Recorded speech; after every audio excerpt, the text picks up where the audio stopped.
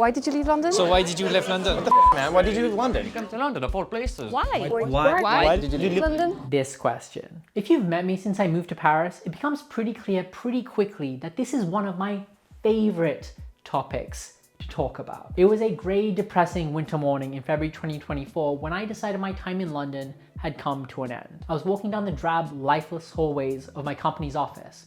I looked at where I was at right now, began projecting my life out, and thought, I cannot die here. I refuse. There are so many reasons and factors that led up to this moment, this decision, and in this video, I'm gonna go through all of them. Or at least the major reasons why. I can't let this video go on forever. I recently had an article about this published in the Telegraph titled Why So Many Young Australians Like Me Are Leaving London, linked down below. With over 1,300 comments, it definitely sparked a conversation. But it being a more conservative newspaper, they redacted a lot of my big reasons why, probably to avoid hurting their audience's feelings. Brits aren't really known for their ability to handle criticism. This video, however, is on my own YouTube channel, so I don't have the same editorial constraints. I will not hold back. These are the reasons why I voluntarily decided to leave London after 5 years. Starting with the reasons you might expect, and then the spicier ones later on. I had a sponsored visa, stable job, apartment, all of it. If I did nothing, I'd still be there right now. But I decided I had enough, pulled the trigger, and threw it all away to start my life somewhere new, yet again. Quick background on me if you're new here for context. I'm Lashan from Australia. Born in Sydney, I grew up in Newcastle, the other Newcastle. Went to uni in Sydney, and I left Australia 9 years ago to move to Montreal, Canada, as soon as I graduated on a working holiday visa for 2 years. And once that was over, with no desire to go home, I looked across to Europe and ended up moving to London in June 2019 on another working holiday visa. There's a lot more about my life in London in previous videos, but to summarize, I had 9 months of normal London, then COVID hit, then I was on visa extensions due to COVID, then back to normal London while on a sponsored visa until I left in April 2024. Since then, I lived in Lisbon for 2 months and now I'm in Paris, where I arrived on another working holiday visa and I've since found another visa to stay longer. On this channel, I make videos about my life living abroad, guides on how you can do it yourself and how to get around as a digital nomad. So subscribe if you want to see more of that coming up. Before I get into the negatives and attract all the hate comments, I want to disclaim there are plenty of things I love about London. The music scene is incredible. Every band I knew of would come to London at least once a year. You'd be lucky once every 5 in Australia, as was the nightlife, local weekend markets, free museums, all the parks and green space. I used to live right by Victoria Park, which was a dream. Cycling across Tower Bridge on my way to work, cheap and easy travel to the point where you could live the dream of taking £10 weekend flights to other countries every single weekend. At one point they were £10 and this was possible. Always something going on and a new activity to get into. It was so much more culturally rich and vibrant than Sydney, which while safe and comfortable was culturally dead in comparison. But why I left Australia, the video all about that is in the corner here. I'll never understand why all the pubs close at 11 though, for a country that prides itself on their drinking culture. London, when I arrived in 2019, had all the classic negatives you associated with it, but overall it wasn't that bad. Yes, it's expensive, but once you're in a decent salary, it's okay. The housing crisis wasn't a thing. It was comfortable. It slowly assumes the status of home without you really noticing it. The weather was still awful though. In the years that followed, particularly since Brexit, I watched the city and country as a whole decline on a trajectory from which it's never really recovered. And let's be real, probably never will. Let's get into it. Reason number 1, the housing crisis. I feel like I experienced the full brunt of every aspect of this crisis. The whole time I lived in London, by pure chance, I lived in Mile End, East London, Zone 2, between multiple apartments. Ironically, in Montreal, I also lived in Mile End. When I first arrived in 2019, it took me just 5 days to find my first place. My last one in 2022, 5 entire months. It took me 5 months of searching, including 2.5 months of technical homelessness once my previous contract expired, to find a new place. I had a permanent job and was making enough money, checked all the boxes, but there was simply too much competition. I had to crash on friends' couches who were kind enough to host me, and if at any moment I couldn't find a friend to stay with and had to resort to Airbnbs or hostels and start making a loss on my salary every month, I'd really have no choice but to throw away my brand new 3-year sponsored visa and leave London altogether. I couldn't even do the logical thing and leave London for somewhere cheaper because the company sponsoring me, and I was essentially tied to, had mandated that we come to the office 2 days a week. All of the real estate agents, all of them, were sneakily pressuring everyone into bidding on rental flats, which is illegal, or ponying up a year's rent in advance. Some of the house shares I visited had all the viewings occurring simultaneously, and then for the interview stage, you would hang out in the living room in a massive group with not just the flatmates, but also the people you were competing against for the room. It was demented. I saw people commanding upwards of £900, £1,000 plus bills for a room that was practically falling apart. That TikTok trend of apartment for rent in London or Swedish prison is no joke. It's genuinely insane how crazy it's gotten in London. During COVID, I negotiated my rent down. That is unthinkable now. And by the time I left, it hadn't gotten any better. When I moved into my last flat, we, as three, were paying $2,100 total for the flat plus bills. Then as our contract came up for renewal, our real estate agent told us they were upping our rent to £2,600, a 24% increase completely out of the blue, way above inflation. This is after us doing them a massive favor, repainting the whole flat, making it somewhat decent, all while half the flat was falling apart from the bathroom to the front door lock to collapsing kitchen counters, and they ignored all our complaints for them to do their job and fix it. They never really did their jobs. Like that time our key fob stopped working in the dead of winter and we couldn't even access our building, which took 4 months. An escalation to our local councillor to get solved. They just brazenly demanded that increase and offered nothing in return, calling us ungrateful and saying that there were plenty of others willing to pay that inflated price for the location. They were using completely different locations like London Fields and Hackney as proof of the market rate in Mile End. Thanks, Dexters. After playing hardball, we eventually managed to negotiate the rent increase down to £2,300, but this felt like one of many ways I, as so many others are, being slowly priced out of this city and this neighborhood I'd been living in for 5 years now. East London was the new Dalston, or Stoke Newington, or at some point very far in the annals of history, Shoreditch. But you get what I mean. Gentrification in full swing. And what are we getting for all this money and suffering? A cramped room in an ex-council flat where everything is falling apart and the real estate agent couldn't care less to do anything about it. It's a joke. Compare this to other places like in Paris, where I paid 33% less for a far better apartment with loads of space, tons of light, and a landlord that actually cares. Or in Lisbon, where the room I stayed in was one of the cheapest I've ever lived in, was also the nicest place I've ever lived in. It's just not worth it. Which ties into my second reason, cost of living and salary. A lot of these reasons are anchored to the key problem with this place, cost of living. The cost of living here has always been insane, but the salaries at least somewhat kept up with that. It used to be that, yeah, London is expensive, but once you're on a salary job, it's okay. Not anymore. Loads of expensive places are only expensive for people visiting, not for most people who live there. Like Switzerland, Iceland, Norway, NYC, but London is this magical place that defies all norms. Imagine a city where the cost of living is astronomical and the pay is garbage. That exists. It's called London. It's just way too expensive to live here, and you don't get paid anywhere near enough to make up for it. My pay when I first started my main just above graduate level job in 2019 was £33,000 a year. That was honestly fine to live on at the time. I could pay my rent and expenses, save, travel, live my life as I wanted to. But by the time I left 5 years later, while the number value of my salary increased, it never kept up with inflation, and in real terms, I was making less than what I started with. £37,000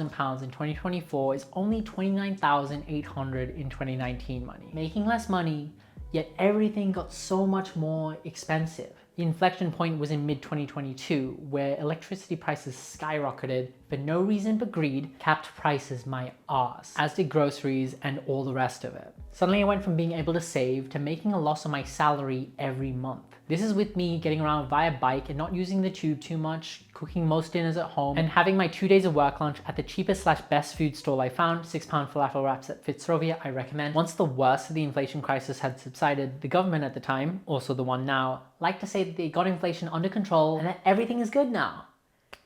That's not how this works. Just because inflation has stopped increasing doesn't mean it's still not ridiculously inflated. The damage is all still there. Slowed inflation doesn't undo the thousands of pounds I'm worse off right now because of electricity companies and businesses that jacked up prices purely because they could. You know what didn't get inflated? My salary. If you want to lay any claim to fixing inflation, you undo it. While the cost of living crisis is a problem in many places all over the world, I think it's significantly worse here thanks to the unrestricted greed and corruption in the UK. Let's move on to the next reason, which this also bleeds into, gentrification. The escalating housing and cost of living crises seem to have bled into a wider gentrification of London by the time I left. The net effect is people, businesses, and all the good things about London. The music scene, the nightclubs, small bars, chill community-oriented cafes get priced out and the city gets increasingly hollowed out, leaving behind a rotting corpse of its former self. The monoculture keeps spreading within. More and more of the city feels like a lifeless void of the same generic high streets filled with gales, pret-a-manger, and overpriced gastropub chains serving the same bland reheated food and weak 9-pound pints. On that note, there are way too many chains, and they are all terrible. As an Australian, I don't understand why anybody in their right mind would get a burnt, overpriced coffee from Costa or Pret rather than the countless actually good cafes in this city. And don't get me started on Wagamamas. So bland. When a neighborhood gets a Gales, that's the death knell for it, in my opinion. In the center, the business rent is so expensive that the only shops that can exist are chains or super expensive high-end stuff. In Zone 2 and beyond, it at least used to be cheaper, so you got the real local non-touristy markets, small grocers, small bars and cafes, and other businesses that give a place actual character. But more and more of those are shutting down. From places like my favorite speakeasy in my neighborhood, the Natural Philosopher E2, to institutions like the nightclub Printworks, one of my favorite places in London that was shut down in 2023 to be turned into office space that nobody asked for. After loads of fighting back by the community, they said the main press halls would be retained, but you know it's just not going to be the same. After seeing more and more of my favorite places, the places which I enjoy and make London worth living in, being shut down or otherwise ruined by gentrification, or while the cost of living keeps going up and your salaries keep going down, it got to the point where I felt like I was suffering for nothing. You start to think whether people gaslight themselves into thinking they like living here. Which brings me to my next and spiciest reason. The people. I'm gonna just rush through all the disclaimers here. Obviously, there are plenty of good people in London. I have loads of friends there, and no, I'm not talking about you. Probably. But having lived in 5 different countries, you tend to notice patterns and differences in the general populace, and my God, London ranks the worst out of all of them. Where do I start? They're just so ingenuine. You'd think Aussies and Brits would get along because of all the cultural similarities, and for the most part we do. Especially in humor. No one in Canada got my jokes. But there are some fundamental differences. Australians are a lot more European in our directness, whereas Brits are utterly terrified of confrontation and always dance around the subject, being hopelessly indirect, which feels like they're lying all the time. But then they actually do lie all the time.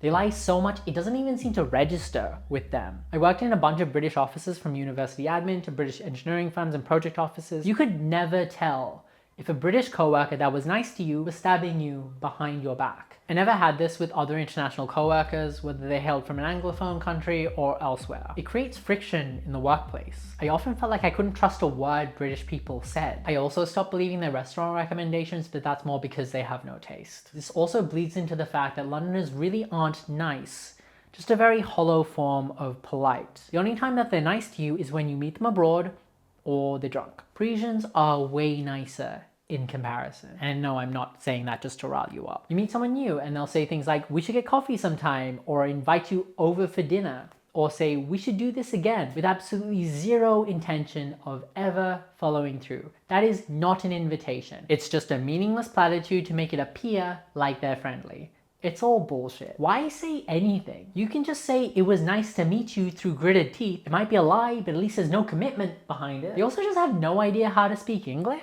When I was working in university admin, my job was super basic. And so often I would do the most simple task for someone that I could do in under 30 seconds. And I would always get the response of, thank you ever so much. Like I saved their baby or something. Every single time. It would drive me nuts. There's no nuance. If you go to the absolute maximum of gratitude for even the simplest of gestures, then your words are absolutely meaningless. Londoners seem like they take pride in being busy or having so little time that they can't spare anything for you. They plan their lives weeks or even months sometimes in advance. You can't be spontaneous in this city because unless you're lucky, nobody else you know is. Everything in this city requires a reservation. One time I texted one of my good friends in London, a Londoner, to meet up in February, and she responded, my next free weekend is in May. Like, who plans out their lives that far in advance? This is an extreme example, but you get my point. Even when you try to be spontaneous, you can't be. I went for a picnic with a group of friends and a bunch of us wanted to keep going to a pub nearby, and the vibe was like, yeah, we're in the center, we'll just walk around and we'll find somewhere. At which point I was like, all right, bye. Because I've been in this situation too many times where you end up walking around aimlessly for 2 hours, can't find anywhere to go because they're either all completely full or require reservations. You end up super tired and hungry, give up, and go home anyway. In London, everyone comes across as very self-involved, only thinking about themselves. And you almost have to become as selfish and cold as them to survive in this city. Living in London definitely made me a worse person. Something that I've had to actively work on to undo since leaving. One time I was assaulted by a couple of feral teenagers on the tube, and I called out for help to the others on the carriage for them to ring the alarm, do anything. But no, they just stared at a distance or deliberately ignored it because they'd rather leave you for dead than, God forbid, anything taking 5 seconds out of their oh so important and precious stay. I got off at the next station, not a word from anyone. The staff were more annoyed that they had to find me a phone line to call the police on than any remote concern. It's stuff like this that makes a city with over 8 million people feel like the loneliest place on earth. There is no sense of community here. One last thing about the people here, they litter absolutely everywhere. One time I saw a man on the phone mic drop a half-eaten takeaway mid-walk down the street. Didn't miss a beat. Piles of little nitrogen canisters in the gutter. Whenever there is any semblance of a sunny day in summer, every park in the city gets absolutely rammed with picnickers, and they all leave their trash on the ground right where they sat on the grass, completely trashing the place. It's disgusting. There's this obnoxious mentality of it being somebody else's job. Do you not learn how to clean up after yourselves growing up? In Australia, our parks and beaches are clean because we actually care about our environment, and you can see it by how nice everything is maintained. Apart from, you know, Christmas Day in Sydney, where all the Brits on working holiday visas cram the park by Coogee Beach and, shockingly, leave their trash and broken bottles all over the grass. You brought it there, you can take it back. It's stuff like this that makes it so funny to see Brits blame immigrants for problems you bring up about the UK and London. Even with litter, the response is always, oh, it's immigrants. But it's so obvious the problem is you. And if you're at all receptive to criticism, maybe you'd have a chance of fixing it. I could go on about the problems with Londoners forever, but I'll just rattle off a few things before moving on. You really feel the class system here, where people either box themselves in or think they're better than you for no reason whatsoever. Londoners have absolutely zero spatial awareness, alcoholism, and Londoner teenagers. You understand why the adults are so bad here.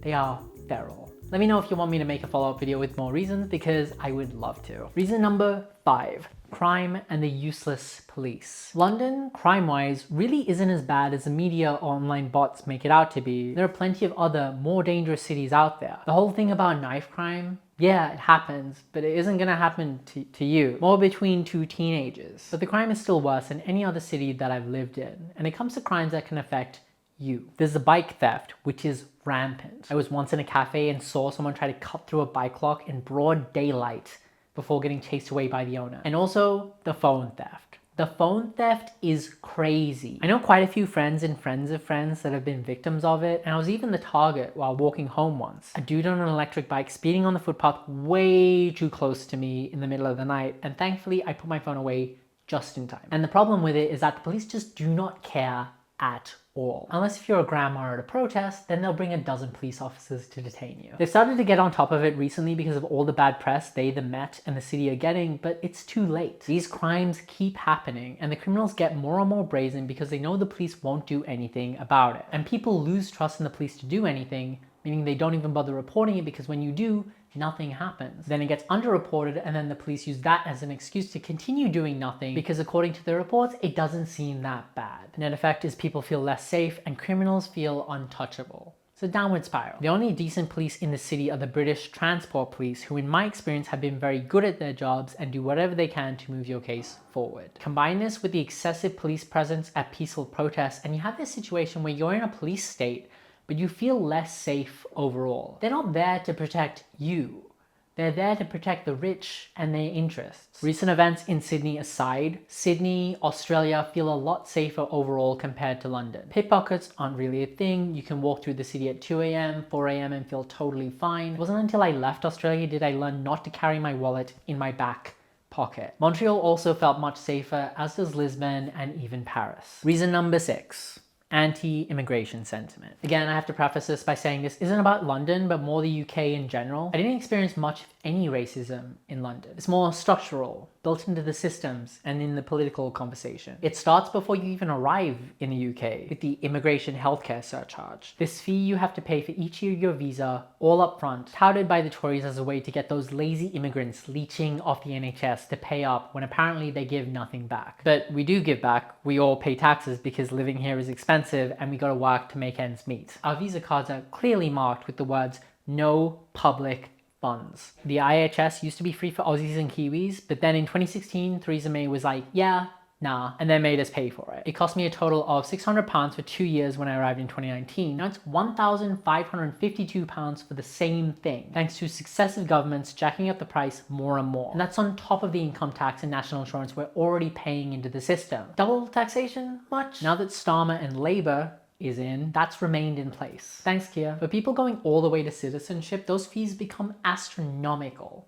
Upwards of over £10,000. Multiples more if you have a family. The political climate has felt like it's become increasingly hostile towards foreigners. They're seen as these easy scapegoats politicians can blame for their problems, such as the housing crisis, used as a convenient distraction instead of offering real solutions. Like increasing supply, like rent controls to stop prices spiraling because of greedy landlords and real estate agencies who see the basic need for shelter as nothing but a money-making tool. To blame foreigners is such a reductive argument when the real answer is more complex. Whenever the government is down in the polls, it's immigrants they attack, including Australians. It's a shame because there's a dissonance between this polarized national conversation and day-to-day life in London, where people are generally pretty accepting of one another. Since I've left, every bit of news I've seen come out of the UK just seems to further validate my decision to leave.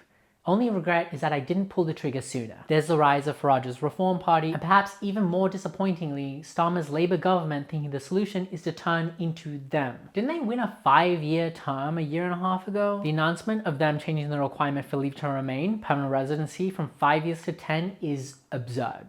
Had I stayed, I was 2.5 years away from getting that. My working holiday visa and extensions don't count for no good reason, otherwise it would have been 1 month, which would suddenly become 7.5 years. And thousands of pounds more in immigration healthcare surcharges. And that's for me as a single person. For a family, it would bankrupt them. Even though we work and pay just as much in taxes as anybody else, just without any benefits. It's double the length and many times the cost of what it takes to get permanent residency in other countries, and truly isn't worth it in the slightest. Without immigrants, this country simply couldn't function. Want more born and bred British doctors and nurses for the NHS? Too bad. They've had it with you and moved to Australia. There are so many other reasons why I don't like London and left, but I think I'll leave it there for this video. If you look at just one of these reasons on their own in a bubble, which I'm sure plenty will do in the comments, it's not a big deal. But it's a combination of all of these that's the deal breaker. There are benefits to living in London, but when you contrast it to this near insurmountable wall of negatives, it's just not worth all the suffering. To try and survive in a city where the cost of living makes it feel like you're drowning, where the city, the government, the supermarkets, the trains try to rob you of whatever little you have left at every turn, where there is no sense of community and the locals always lie. It's a city reflective of the country that has gotten progressively worse every single one of the 5 years that I lived there, while next door in Paris, it continually improved. It's sad because it's a city that could be great. When it works, it's amazing, but it feels like a city in a death spiral. Feels a little odd to make this video because there's this whole narrative about London going to hell in the media and online from people who've never lived in London, saying it's because of immigration and Khan and all the rest of it. It's all completely wrong. It's got nothing to do with immigration, and Khan is fine as a mayor. He's not amazing, he's not Zoran, but he's fine. These are not problems with London, but there are so many other fundamental, real problems with this city that this false narrative distracts from and holds the city back. If I had a gun to my head and I was forced to choose, I would move back to Australia. If the choice was to go back to London, I'd probably take the bullet. Do I still recommend moving to London to Australians? It's complicated. I recommend moving abroad to everyone, as there is so much value in getting out of your comfort zone and learning about who you truly are as a person without your safety net. And London is still a really obvious choice for that. There's no language barrier, it's relatively easy to get a job compared to other cities I've lived in, including Paris, and you can travel the rest of Europe from there once you're settled. It's also so expensive, I'm just not sure it's worth it anymore. At the end of the day, many of the things I dislike about London and the UK can be tolerated.